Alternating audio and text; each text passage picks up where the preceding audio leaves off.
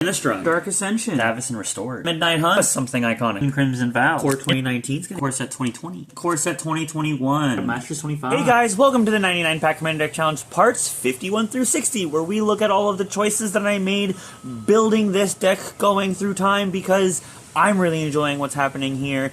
Innistrad block has really helped me with a lot of goodies for this deck, sack outlets, toys, and other ways to help me possibly, take infinite turns if I have enough creatures to sacrifice. Let's go see what those decisions were. This is where it all began. This is where the addiction came and started riddling my bones and telling me what I should do with my money. And you know what? I will not go back. This is the set. Falconwrath Marauders versus Curse of the Bloody Tome. Hey, look, a lab man. Yeah, laugh it up. Basically, this is 3-drops deck, but I'm gonna throw you a curveball. If someone tries to do something with one of my creatures, I would like to have a response, and that's going to be this Altar's Reap. So I can at least draw cards out of the thing, and I have no problem putting something in the graveyard. Coming from the second block in the Innistrad set, this Dark Ascension it was smaller, just like a lot of other sets coming back from the 2012 area, 2010, 2015, like somewhere in there. You could tell like some sizes were going to have some really good things and some things were going to have some okay things. You had some non-basic lands in here, Dawn Treader Elk, and other ways to help boost your graveyard shenanigans, zombies and angels. Let's see what glorious... Don't get me wrong, 3-drops definitely have probably the best slot in Magic. You can't fight me on that. Every single time one of these pops up, I think about taking it, but at 3 hard green, I'm going to have to say no. But this Dawn Treader Elk is going to pay homage to a homie, and I like the ramp. Remember to breathe slowly when we go through this. A hoof could be in our future. Avacyn, this pack is being a problem. Some of these old ones are like... Just hey, I want to be difficult. So let's go through this. The Battle Hymn I've lost to a bunch of times, but it's not in my colors, I feel pretty good about opening this. Ghostly Flicker is a great card. And Unhallowed Pack to help me return some stuff, Miracle. Let's see if we get the... Yeah, laugh it up. 3-drops deck. I kind of figured this was going to be happening, but, going with the idea of my deck, I have a lot of ways to sacrifice stuff and put stuff in the graveyard, but I don't have a lot of enters the battlefield, so this Unhallowed Pact is going to be a lot more usable with my things than the other stuff. Man, do I like Innistrad. Just this whole place. Zombies, angels, these packs having a hard time being opened. I really hope the rare is in the back, but I really believe I'm going to get something just above and beyond for this, and I did not. But, we're not over this. I really like the vampires, the zombies, the angels, the ability to play with the graveyard, because that's where I am. Going through the cards, there wasn't really much from this pack, as you saw. I didn't get a land, I didn't get something from the graveyard, I kind of just have things here. I'm going to be going for this Duel of Dominance because it does 1/1 counters and it fights, and I've been missing out on a lot of kill spells. Iconic Masters. Let's see what goodies come from this pack. So, a lot of things can come from here. Praetors, Mana Ramp, Draw. I'm kind of really hoping for, Draw or Ramp from this set because it has some of the better versions of it. I might just get something really good for the deck. Who knows? I already have an Evolving Wild, so I can't really take a second one of those. Lure would be pretty good, but let's see. Iconic Masters decided to give me the third possible option, one I didn't really get to state while going through the short, but this River of Tears, I don't have a blue-black non-basic to be able to help fix my mana, so this is going to be my choice. Innistrad Crimson Vow. So, I just wanted to...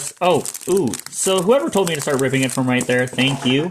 This was a pretty cool set. It had some cool zombies and, full art lands like that. This is probably what I really remember most about the set. I was hoping for one of these in not my color, but maybe there'll be something else here. Hoping to find some mana, some draw spell, or a way to fill up my graveyard. So the Nature's Embrace and the Weaver of Blossoms both help accelerate me and get me to the plan that I'm looking at, but they're both 3 drops. This repository scab I'm actually going to be taking because it's a sack outlet. It's going to return the Time Warp from my graveyard to my hand. For set 2019, this set is, I'm really going to be about it. It's got better commons and uncommons than rares. Don't get me wrong, Crucible of Worlds is nice, but like Stitcher's Supplier, Epicure of Blood is an infinite shock is also a great card. It's some of these core sets really aren't filled with a lot of things. Murder. Ooh. I was really looking forward to a Stitcher Supplier in the uncommon slot, but I did not get that kind of luck. I did get some other good kind of luck with this kill spell Murder. The Colossal Majesty may have been good, but I don't have a consistent way to keep a creature with power 4 or greater. So first of all, don't mind the fingers. I tried scrubbing it off and it was not coming off, so I'm kind of just hoping that I do not pull a Field of the Dead. Like I'm mostly hoping for a draw or a land, but I can't win everything. M20 was a pretty cool set. It brought the Cavaliers of all 5 colors. It brought Scry lands back, Golos, Mr. Band, and a mana dump. Oh my gosh! I really was not expecting to pull the chase card out of the set. This is not the first set that this has happened for me, and I'm really happy about it. But I need a mana sink, and a 1/1 flyer that also draws me cards is great, but I don't have the lands to make Field of the Dead good. But Core 2021, COVID. This is definitely a time where we all spent a lot of time inside, and we really didn't get to enjoy a lot of this outside of the realms of our world. I'm really hoping for like a Cultivate, a Scry land, maybe even a Grim Tutor, but hopefully I just get something that I'm capable of playing decently. These are commons and uncommons, and I'm not having an easy time choosing. I don't have a lot of recursion, but because my commander is, my 1/1 counter synergy is going pretty well, but the creatures that need to have trample already have trample, and there's a sack outlet draw spell. I'm perplexed. I'm having a difficult time. I'm going to go with the sack outlet draw spell because the drawing will help me get more places. Masters 25. This set has a lot of cool stuff in it. I'm really kind of hoping for, one of the filter lands, maybe Jace. It used to be the Wallet Bender, but now he's just like $15. But he's really the card I'm looking for the most, and I really hope I do grab him. But I could get some other things. A Living Death. I already have one of these, so this is kind of a dead card, but it's not that bad. Jalir is awesome. Put something in my yard and get me something else, but I'm having a real hard time with the choice here. I have a sack outlet. I have a recursion land that I only really get to do once because I don't have other ways to bring cards or lands back from the graveyard. And then the Vendilion Click is either 3/1 counters or a 3/1 flyer for my commander. I'm going to choose the sack outlet that can get me more things because I can do this more than once. I can only do the Haunted Fengraf once. The Innistrاد's block and some of these core sets have really helped me get to a better position with this deck. The Mimeoplasm is really going to be happy with Jalira Master Polymorphous being able to sacrifice creatures, getting a new creature out, putting something into my graveyard to help the Mimeoplasm just get big or have a really good ability. Dawn Treader Elk is just a great turn into a land creature. I mean, it's not as great as Steve, but I have to do with the options that I have. Witch's Cauldron is going to be my 3rd favorite option from here. It's a sack outlet, putting something into my yard. I can draw cards and gain life off of it. I'm really happy with the River of Tears because I do not have a lot of non-basic lands, and I'm really hoping I pull some more later. It's just, I keep seeing white, I keep seeing red, and, later on, I hope you guys are going to be enjoying what I get from that.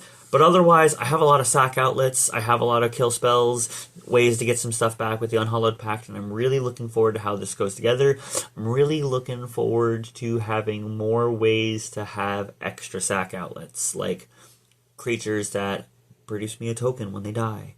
That's what I'm going to be looking for.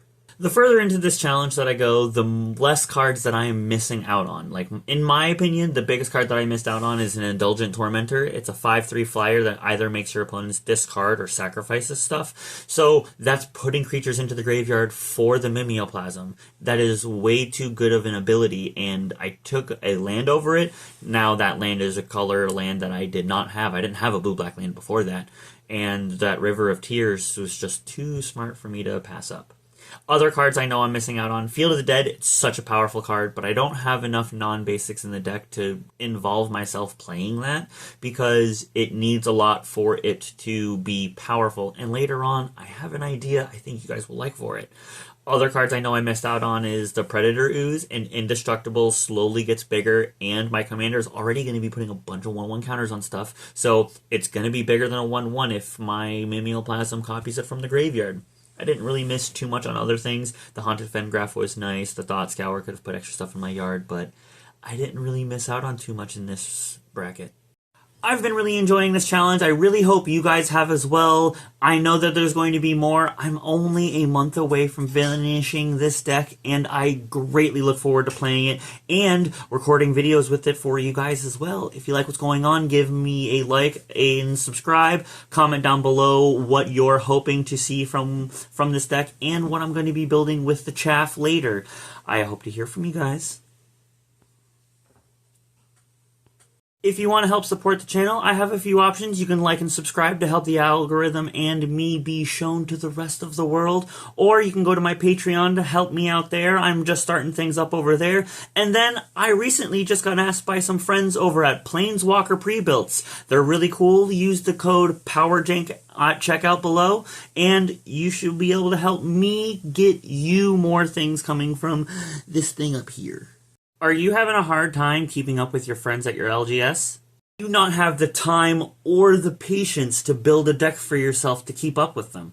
Well, my friends Dakota and Sean at Planeswalker Pre-Builts have the answer for you. They have over 20 years of experience in building decks, and they are here to bring you the best for the best. With decks of multiple flavors between beginning, community, competitive, or holiday decks, you have your choice on being able to bring something powerful enough to keep up with your friends and beat them up as well.